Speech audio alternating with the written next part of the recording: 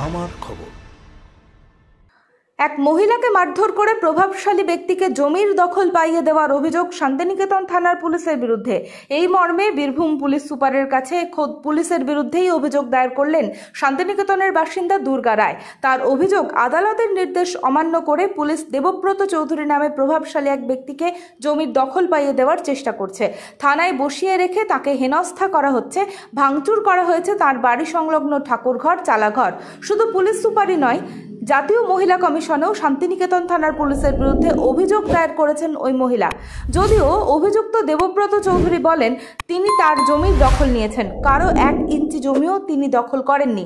তার বিরুদ্ধে সব অভিযোগ মিথ্যা। তবে এ বিষয়ে ক্যামেরার সামনে তিনি কিছু বলতে চাননি। বোলপুর পৌরসভার 2 নম্বর ওয়ার্ডের ফুলডাঙ্গার পশ্চিম পাড়ার বাসিন্দা দুর্গা রায়।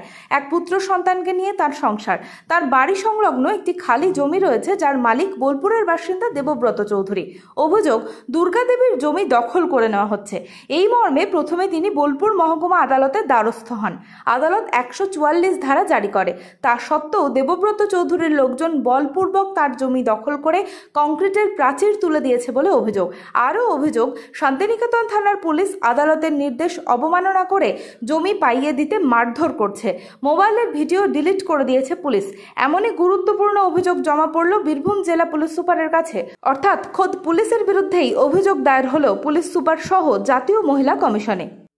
অভিযোগ, আমার মন্দিরের জায়গা ভাঙচুর করে আমাকে পুলিশের সামনে মারধর করে পুলিশ আমাকে অ্যারেস্ট করে নিয়ে যায় থানাতে। আমার ভিডিওতে রেকর্ডিং সব করছিলাম, সেগুলো নিয়ে রিসেট মেরে দিয়েছে।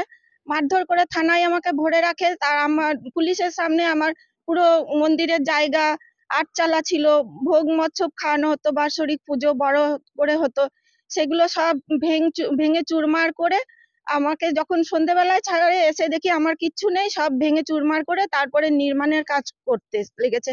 আর তারপরেও আমার দেয়াল গায়ে এমন করে নির্মাণ করছে যে আমার দেয়াল পাঁচিলও পড়ে যাবে, এরকম করে নির্মাণ করছে। কারা মারধর করেছে? পুলিশে মারধর করেছে। অভিযোগ করেছেন কোথায়? সব জায়গায়, এসপি, সিউড়ি এসপি, মহিলা কমিশন, অনেক জায়গায় আমি অভিযোগ করেছি, কিন্তু এখন অবধি কিছু হয়নি। কার বিরুদ্ধে অভিযোগ? আমি শান্তিনিকেতন থানা, আর যারা ভেঙেছে, একজন যাকে দিয়ে ভাঙিয়েছে তার নাম শেখ হাসান। এটা নিয়ে কোনো কোর্ট কেস চলছে? হ্যাঁ, এটা নিয়ে কোর্ট কেস চলছে। আমি বলেছি 144 আছে, তাও মানেনি। তারপরেও ভাঙচুর করেছে, আমাকে বিশাল মেরেছে, মেরে আমাকে সারাদিন থানায় আটকে রেখেছে পুলিশে। হ্যাঁ, তারপরে বলছে যে আমি আরো লোক ডাকছি, তোকে থানাতে এখন পেটাবে। আর খুব বাজে বাজে ভাষা বলেছে। কোন থানা? শান্তিনিকেতন থানা।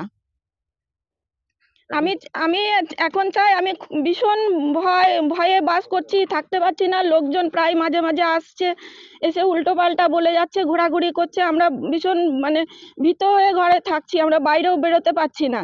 আমি চাই এর একটা বিচার হোক।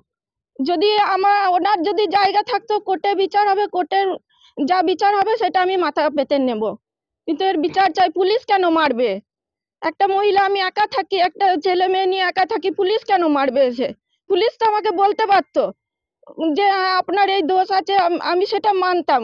কেউ কোনো নোটিশ নাই, কিচ্ছু নাই। আর আমার 144 আছে আমার হাতে, দেখাচ্ছি, সেটাও শুনবে না। শান্তিনিকেতনের বুকে তৈরি হচ্ছে অত্যাধুনিক পরিষেবা সম্পন্ন একটি ইংরেজি মাধ্যম স্কুল, স্কলেজ গুরুকুল শান্তিনিকেতন। সিবিএসই কারিকুলাম মেনে তৈরি হয়েছে পাঠ্যক্রম। চলতি শিক্ষাবর্ষ থেকেই শুরু হবে ক্লাস। প্রি নার্সারি থেকে ক্লাস 11 পর্যন্ত ভর্তির ফর্ম পাওয়া যাচ্ছে স্কুল থেকে। ঠিকানা গোয়ালপাড়া, তালতোর রোড। বিস্তারিত জানতে যোগাযোগ করুন 9609039000 এই নম্বরে। দেখতে চোখ রাখুন আমাদের ফেসবুক ও ইউটিউব চ্যানেলে।